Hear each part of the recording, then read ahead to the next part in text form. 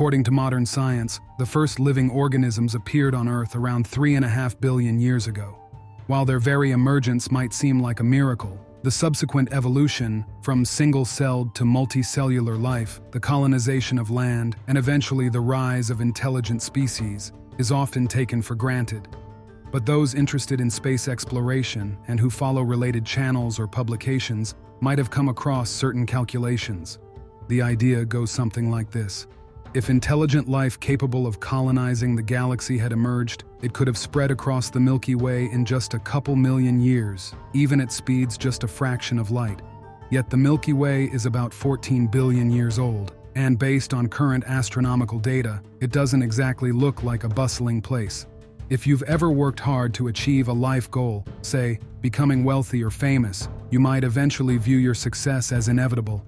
But what you may not realize is that for every success story, there are thousands of people no less capable or ambitious whose results were far more modest.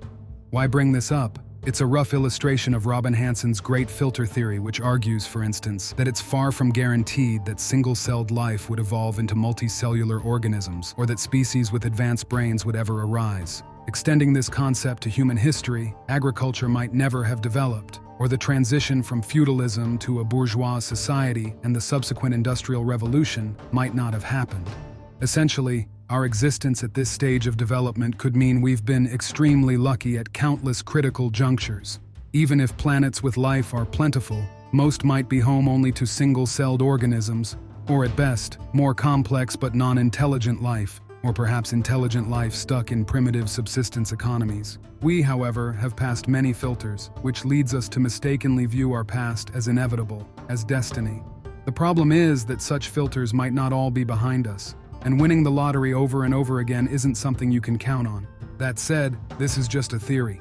At this point, someone might recall that I've often said, I don't really believe in the apocalypse. And that's true, because even a human armed with a sharp stick, especially as part of a group, we're social creatures, is the most dangerous predator on the planet.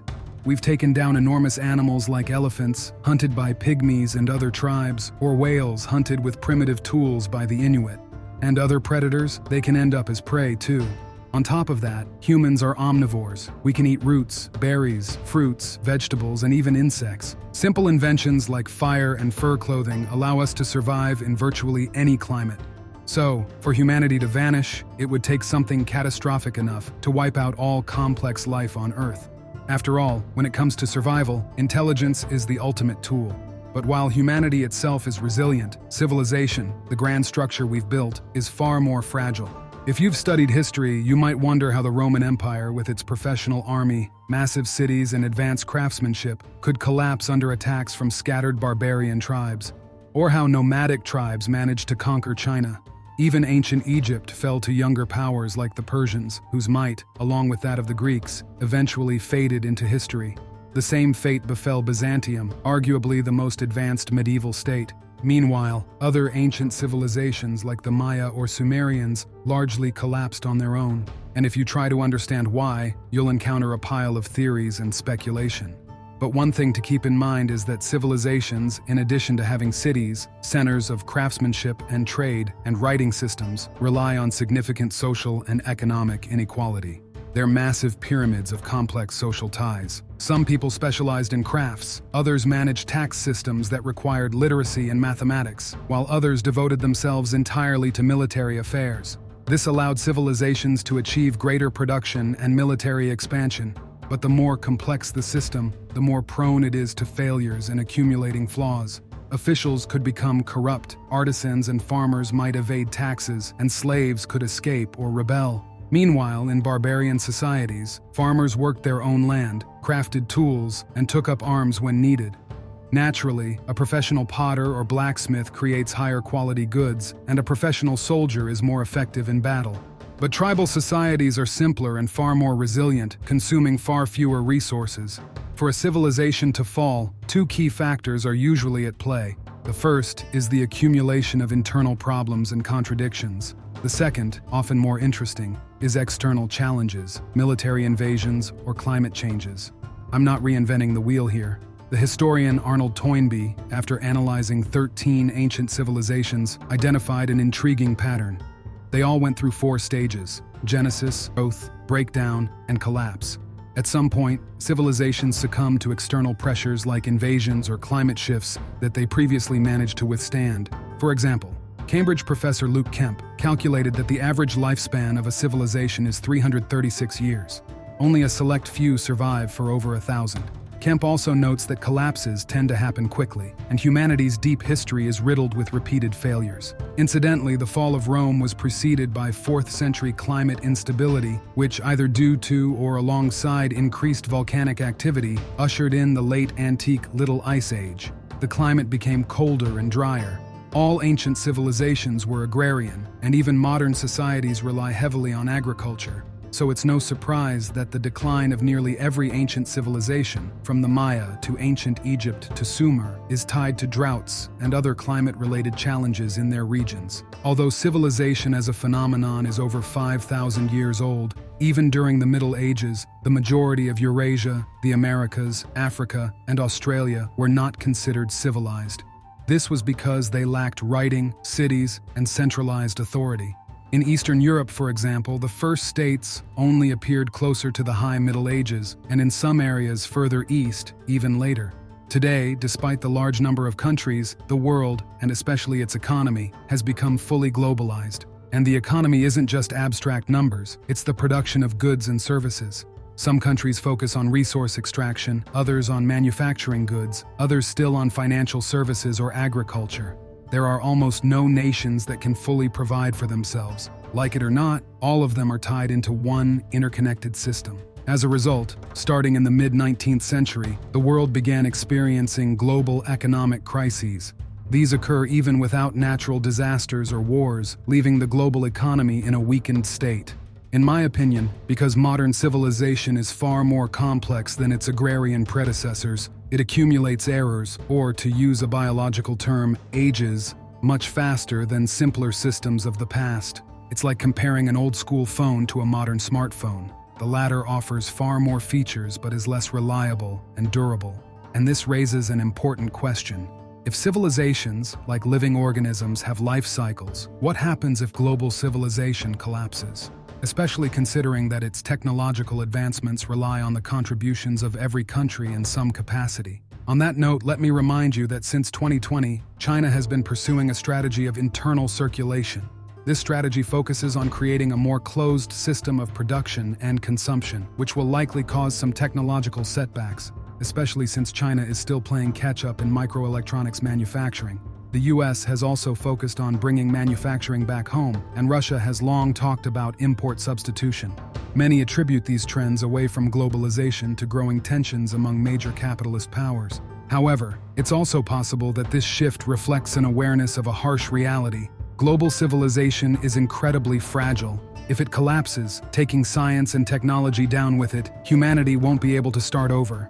A new industrialization would require vast, easily accessible reserves of fuel, coal, oil, and ores, which no longer exist. I even came across a theory suggesting that early-generation solar systems, intelligent life might have existed, but those planets lacked the heavy metals and other elements needed to develop advanced technology. The story of a technologically advanced civilization is like crossing a bridge whose supports crumble behind you.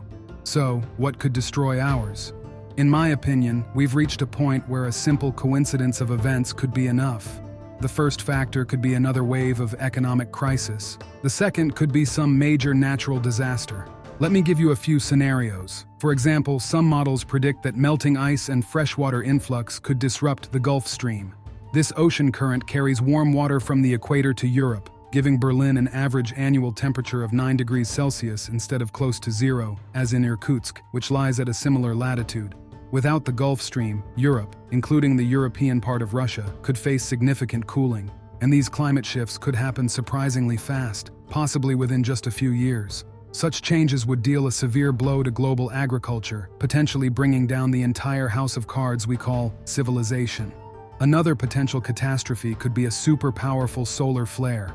You might have heard of the Carrington event in 1859 when the sun unleashed such a massive burst of energy that auroras were visible worldwide and telegraph lines caught fire due to atmospheric electricity. Occasionally, our planet also experiences supervolcano eruptions. One in the Norilsk region caused the Great Permian extinction about 252 million years ago. Another, Toba, in Sumatra, likely reduced the human population significantly about 70,000 years ago. The eruption of Tambora in the early 19th century was 16 times more powerful than the Tsar Bomba explosion. But the real danger from volcanoes isn't the explosion itself, it's the massive amount of ash they release into the atmosphere, which affects the climate. The volume of material is so great that even a nuclear war likely wouldn't kick up as much. For instance, the year 1816, after the Tambora eruption, is remembered as the year without a summer. However, Tambora, like the later Krakatoa, wasn't even a true supervolcano. There haven't been any supervolcanic eruptions for tens of thousands of years, meaning civilization has never faced such an event. Today's top contenders for supervolcanic eruptions, aside from the infamous Yellowstone, are found in Italy, Japan, Kamchatka, and New Zealand. And from time to time, asteroids also strike Earth. A rock over a kilometer wide could cause catastrophic consequences.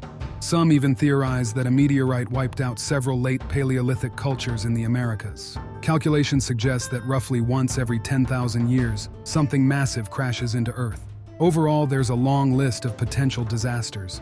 Each one is unlikely on its own, but with so many possibilities, it's reasonable to think something might occur in the coming centuries. The only way technological civilization can truly protect itself is by colonizing space and creating fully self-sufficient settlements capable of reproducing all key technologies. To adapt Korolev's famous quote, we could say that space exploration is civilization's only road to the future. But in today's economic reality, that sounds like science fiction. Current technologies can't independently sustain even many of the wealthier nations, let alone space colonies. Still, who knows? Perhaps breakthroughs in AI will trigger a technological singularity, a massive leap forward in science and engineering within a short period, though the late Stephen Hawking found that idea rather alarming. That said, civilization might collapse without a major disaster or war. Biochemist and geneticist Catherine Shanahan argued that life expectancy rose dramatically in the 20th century thanks to access to antibiotics and modern medicine for people raised on traditional diets. However, generations born in the late 20th and early 21st centuries were raised on diets high in vegetable oils and refined carbohydrates like sugars and starches, which are far from what traditional cuisines offered. Their lives may be shorter and their health significantly worse. Future generations could face even greater challenges. For instance, in Russia, where the population size has been relatively stable for decades, diabetes cases have more than doubled in the past 15 years. Similar trends can be seen worldwide, but since food production, medicine, and nutrition are big business, profit, not genuine scientific discovery, often determines what's considered harmful or healthy. Even the rise of early cities, a hallmark of civilization, created ideal conditions for pathogenic microorganisms. Epidemics and pandemics, as many of us have learned, are not just part of the distant past. They're our present and likely our future. Civilization faces countless risks, including depopulation, ecological, and energy crises. It's worth remembering that it took life over 3 billion years to produce intelligent beings. In that time, Earth endured 5 mass extinction events, and at one point became a frozen snowball planet. Even now, we live in a temporary interglacial period known as the Holocene, which will inevitably end sooner or later. And in 1 or 2 billion years, Earth will enter the sun's hot zone and become uninhabitable. In other words, humans will disappear, and there likely won't be enough time for another intelligent species to emerge. Humanity, therefore, faces 2 options: remain on Earth, risking the collapse of technological civilization and a return to more primitive forms, or pursue space colonization. But something tells me that survival and further progress will require drastic, revolutionary changes. Let me put it this way. The future of technology isn't guaranteed. Civilization's skating on razor-thin ice, and we might end up reaching for the stars, or for a stick with a sharp rock on it.